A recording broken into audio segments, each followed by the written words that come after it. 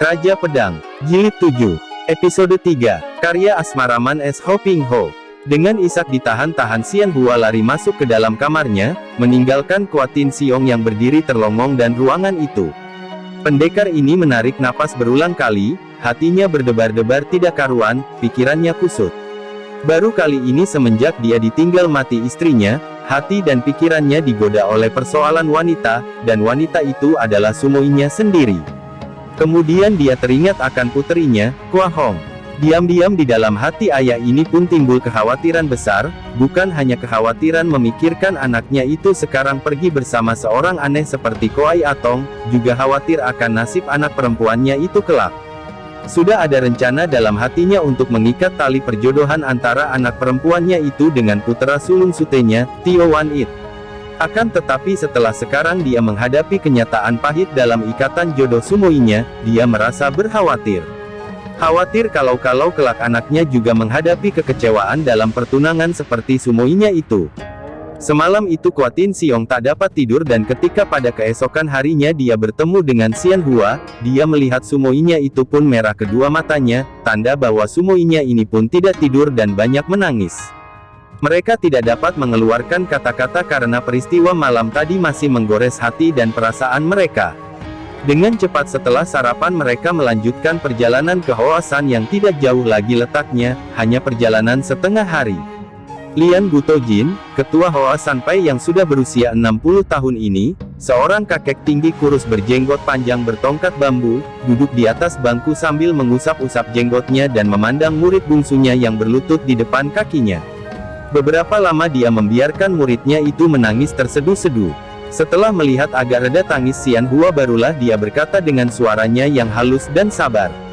Xian Hua, kau tenangkanlah hatimu dan pergunakanlah pikiranmu. Dalam menghadapi segala macam peristiwa, baik yang menyenangkan maupun yang menyedihkan, kau harus dapat mempergunakan pikiranmu. Terlampau menuruti perasaan dapat menggelapkan pikiran. Hati boleh sepanas-panasnya akan tetapi kepala harus dingin sehingga pikiran tidak dikuasai hati dan dapat mempertimbangkan segala sesuatu dengan sebaiknya. Ticu menurut petua Suhu, akan tetapi, Suhu, manusia si Kui itu betul-betul keji. Hanya karena ayah Ticu melihat perbuatannya yang tidak tahu malu itu, kenapa dia sampai hati membunuh ayah? Ah, Ticu mohon perkenan Suhu untuk mencarinya dan membalas dendam ini. Lian Butojin tersenyum dan mengangguk-angguk. Darah muda, darah muda. Xian Hua, persoalanmu ini mengandung rahasia yang meragukan. Ulah, tidak percuma kau menjadi muridku. Bukankah dahulu sudah sering kuajarkan kepadamu bahwa di balik segala peristiwa yang terjadi di dunia ini, terdapat kekuasaan tertinggi yang mengatur segalanya. Apa yang terjadi pada diri ayahmu sekalipun adalah hal yang sudah semestinya begitu, tepat menurut kehendak kekuasaan itu, manusia yang melakukannya hanyalah menjadi lantaran belaka. Karena itu tugasmu memang harus memegang kebenaran, menegakkan keadilan, memberantas kejahatan dan penyelewengan, akan tetapi jangan sekali-kali dipengaruhi dan ditunggangi oleh nafsu kebencian, nafsu membalas dendam, karena kalau terjadi hal demikian, sudah bukan penegak keadilan dan pemberantas kejahatan lagi namanya, melainkan menjadi budak nafsu sendiri yang termasuk kejahatan pula. Ticu menyerahkan urusan ini kepada Suhu. Kata Xian Hua lemah, terpukul oleh petua Suhunya yang tentu saja sudah dimengertinya baik-baik itu. Sekarang biarlah Suhengmu yang menuturkan apa yang telah terjadi semua.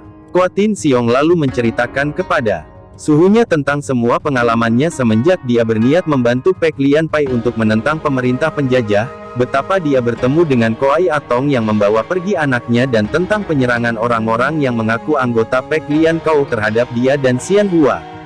Sebagai penutup dia kemukakan bahwa keadaan Kui Xin memang mencurigakan sekali, dan sangat boleh jadi Kunlun Sam Heng Te, yaitu Bun Si Teng, Bun Si Liong, dan Kui Xin sudah pula mengadakan hubungan dengan kaum Pek Lian Pai.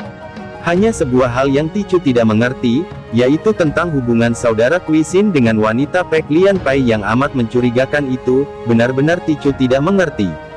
Demikian Kuatin Siong menutup penuturannya. Dalam penuturannya tadi, dia sengaja tidak menceritakan tentang kejadian di Taman Bunga belakang Losmen. Kuatin Siong adalah seorang gagah yang sudah banyak pengalaman, maka mendengar bahwa tadi Sumoinya pun tidak bercerita tentang hal ini, dia tidak mau menyebut-nyebutnya pula karena dia tidak ingin menyinggung perasaan Xian Hua. Ketua Hoa Sanpai mengangguk-angguk lalu berkata, memang mencurigakan sekali keadaan Kui Xin itu. Sekarang begini saja baiknya Kuatin Siong dan Xian Hua. Segala urusan yang menyangkut diri sahabat-sahabat, harus diselesaikan secara musyawarah, secara damai dan seadil-adilnya. Tunggulah sampai Wan It dan Kui Kong datang, dan kalian boleh pergi mengunjungi Kunlun Sam Heng Te untuk minta penjelasan langsung dari Kui Xin. Dengan demikian, maka segala hal akan dapat diselesaikan. Setelah berkata demikian, Ketua Hoa Sanpai ini bertanya lebih lanjut tentang Kua Hong yang pergi bersama Koai Atong. Itulah suhu.